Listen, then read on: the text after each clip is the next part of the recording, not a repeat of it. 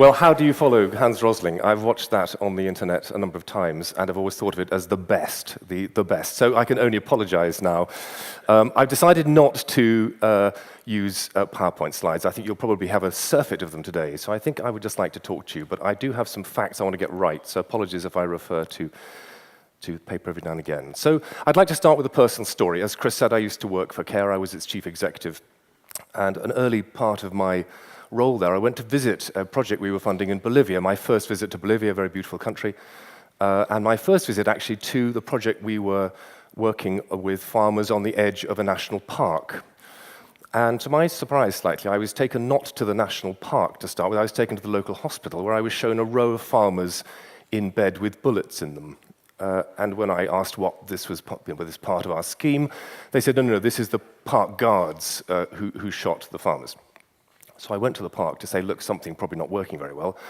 And as I walked in, I noticed that the park guards were being paid by WWF. And I thought, this is interesting. Something really isn't working here. And when I got back to the UK, I said, well, hang on a second. Let's think about that. And of course, it very quickly appeared to me that those people working in environment and conservation were over here, completely parallel careers, paid by different people doing different things. And over here were those of us involved in social development. And it would seem to be the only time we crossed paths was when we shot each other, which was clearly a mistake. So agreed that we would talk as CARE to WWF and look at the implications of our program and their program. And when there was an overlap of interest, so if there was anything that affected the environment, we would talk to them. And if there's anything that affected people in the economy, they'd talk to us. And surprise, surprise, it was basically everything we did. So we agreed to have that conversation, and for me, and I'm a very slow learner, the penny dropped that this was actually the same issue. We were not talking about separate issues, but we were treating it as a very distinct issue. And as I learned about that, I was told, well, look, if you want to see panic, we'll look into the eyes of a climate scientist.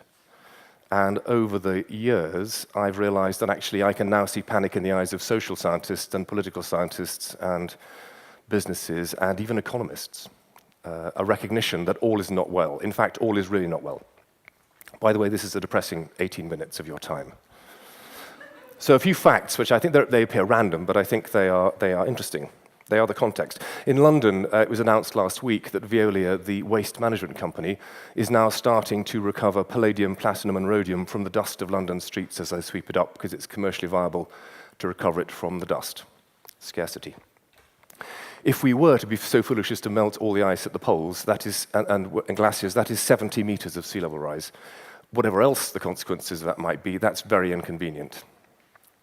Half of all the carbon put into the atmosphere by mankind has been put there since 1973. And large chunks of that will still be having a warming impact in 30,000 years' time. In developed countries, between 30 and 80% of all adults are now clinically obese. The next 2.5 billion people expected on this planet will all live in cities in developing countries. Cities are growing around the world at about 200,000 people every day, and these are not leafy suburbs. These are not good places to bring up our children. 2 degrees of warming, which is more likely than not, I regret to say, will basically end the coffee industry in Uganda, the tea industry in Kenya, the cocoa industry in Ghana. That's what those economies rely on, and behind that, that's people whose lives depend upon it. There's more gold in a ton of blackberries than in a ton of gold ore, so, Chris, there is a value to blackberries. If you were born in the United States any time since the year 2000, you have a 1 in 3 chance of becoming diabetic. If your parents are Hispanic, that's a 1 in 2 chance. When the earthquake and tidal wave rocked Japan recently, they stopped being able to make cars in the United Kingdom within a month. Long supply chains, easily disrupted, people rethinking that. And for those of you who travel the world and every now and again walk up or down into a plane at Heathrow, you will have seen the HSBC facts along the walkways. 2/3 of all the people who've ever been 65 years old are alive today. So we live in the most extraordinary times, and we know more about it than we have done in the past. I could make a much longer list. It's very depressing. It's often very disempowering to have a list that long. But that list is not just the kind of preserve of depressed pessimists. Actually, the more people I talk to, the more people are beginning to recognize it. It doesn't matter whether you're in the military or a government or a business or an NGO. We kind of know the facts now, And every time I go back and revise my kind of rather depressing presentation on these things, the lines tend to be going in the wrong direction increasingly rather than the right direction. And at the heart of all of those issues is a consumption-driven model of economic growth that basically is not adequately pricing the things that matter. We've been incentivizing the wrong kinds of behavior. So at its heart, we've got a very basic supply and demand problem. We've got one planet, only, as has been indicated, we behave as if we don't. And that's the fundamental problem. There's a view still widely held, I think, by economists, and I don't want you to give the impression this is a sort of anti-economist talk. It may come across occasionally as that. But there is still a widely held view that the economics will sort this out. It will price scarcity, it will drive innovation, it will solve the problem. And we should all just shut up about it. That actually we're thoughtful, engaged, technically competent species, and we'll sort it out. I'm really not convinced. My favorite word in any language is wabenzi. For the Swahili speakers in the room, you know what wabenzi is. Wa means the people or tribe of, and Benzi is the Mercedes-Benz, the tribe of Mercedes-Benz drivers. If you ask a small child in a Nairobi slum what he or she wants to be when they grow up, they kind of say, well, I'd like to join the Wabens. I'd like to try and join that tribe, because it looks like they're having a better time than I am. And they're probably right. The question for us all is, can we possibly support a Wabenzi, a Mercedes-Benz driving lifestyle for 9 billion people? And if we can't, who's going to tell that child that actually that's not the rule, it's fine for my kid, but you don't get to become a Wabenz? Is that an easy conversation? Please don't ask me to have it. As Chris mentioned, until recently I chaired the UK Sustainable Development Commission. Our job was to advise government and to think the unthinkable. We were independent of government, but close enough to it to have quiet conversations. And our economics commissioner, a man called Tim Jackson, very good economist, produced a book called Prosperity Without Growth, ? And the question mark was put there at the insistence of the UK Treasury, who couldn't really contemplate the thought of even a semi-official report proposing that we could do prosperity without growth. We do growth, that's what we do, that's what economics does, that's what politicians do, that's what businesses do. But Tim asks some really hard questions. Actually, as an aside, there's an even more recent book called The Plundered Planet, which I would commend, by Paul Collier. And in it, he writes, "It will come as no surprise to most people that economics students tend to be more self-interested than others. Either economics attracts the selfish, or worse, it inculcates greed." I thought that was an interesting one. Anyway, back to Tim's report. Excellent book. Unsurprisingly, it questions whether we can do infinite growth on a finite planet. It's a pretty simple answer to that one, I think. It acknowledges and recognizes that as human beings, we love novelty. I love the green one. Next week, I'll buy the purple one, and then I'll get the blue one. We love novelty, deeply ingrained. We have got to allow enough room for billions of people to enjoy a higher quality of life.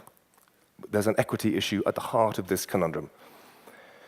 And at the end, it identifies the need for a new economy. We need to do things differently. But probably the most challenging bit of that book, I think, is a single graph that says that in 2007, it took $768 to deliver 768 grams of carbon to deliver $1 of GDP. That's what it cost.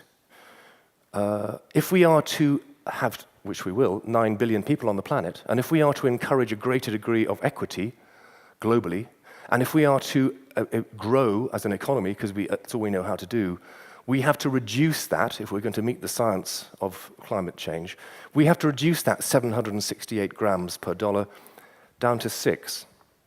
That's a 130-fold reduction in the intensity of our economies. Even the most efficient economy on the planet in 2007 was the Japanese economy, and that was running at about 240 grams per dollar. So even to get Japan down to where we need to be, so what's going to give? Is it going to be equity? Is it going to be growth? Is it going to be the environment? Something will have to give, because that equation doesn't work otherwise. Politicians worry about this, they know about it, and they worry about it for lots of reasons. The first is because these are long-term issues and they haven't got a long-term mechanism really to get to grips with it. But they worry about it also because there isn't anywhere a clear articulation of what a better world will be. There's an assumption that a sustainable one-planet world is a ghastly place. Oh my God, I've got to knit my own socks and eat lentils and live in a cave, and awful. And I haven't met a politician yet that stands up and says, I will lead you to this worst place. I will shrink this company. I haven't seen that. It doesn't work very well for politicians. And they also worry that they're the ones who are going to have to say, get off that plane, get out of your car, stop eating red meat, that the whole agenda is a negative agenda. It needn't be, but that's definitely the way it's positioned at the moment, I think. In the UK, between 1970 and 2000, our GDP was on a steeply rising graph. We were doing very nicely. We were riding a nice growing economy. Some of you remember, in your countries as well, at that moment. But at the same time, that same 30 years in the UK, happiness or well-being was completely flat. We were just as wretched at the end of 30 years of growth that we were at the beginning. So remind me what that growth thing is about? Better kind of quality of misery? Is that what we're chasing? Is that really the answer? So I apologize. This all sounds a bit like a counsel of despair. I am an optimist. As Chris said, you've kind of got to be. I know I don't sound like one today.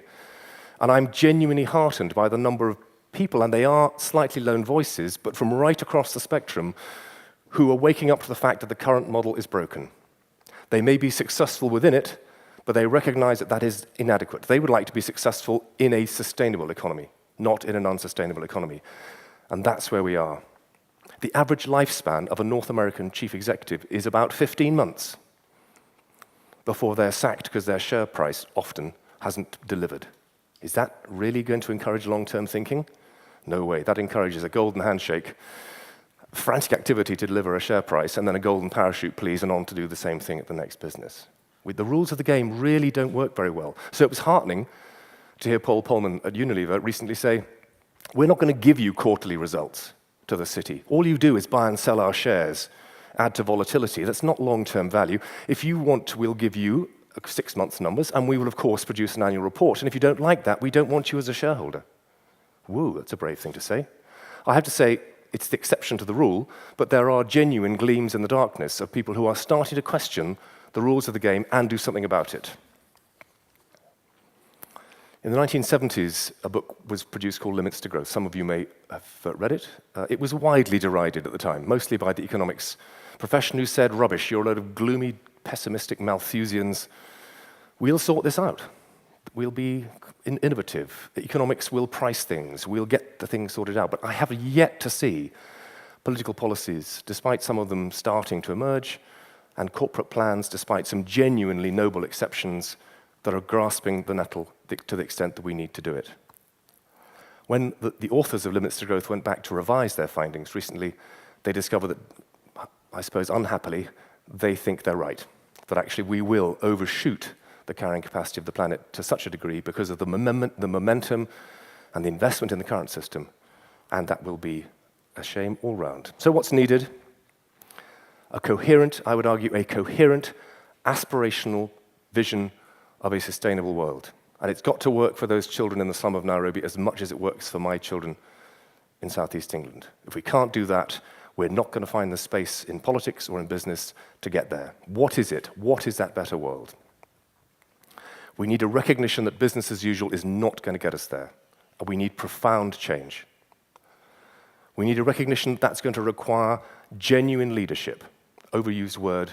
We have politicians, we're going to need statesmen and stateswomen to get us there. Really inspirational leadership from the top. A recognition that it's not just the quantity of growth, it's the quality of growth that will matter over the years ahead. Fundamentally important. And to support that, we need a different way of incentivizing and measuring and rewarding performance. The current system absolutely rewards and incentivizes behaviors and performance, and it's dragging us over the edge of a cliff. The great late Oscar Wilde said that there was a real issue about people who understood the cost of everything and the value of nothing, and I fear that's precisely where we are. Thank you very much indeed.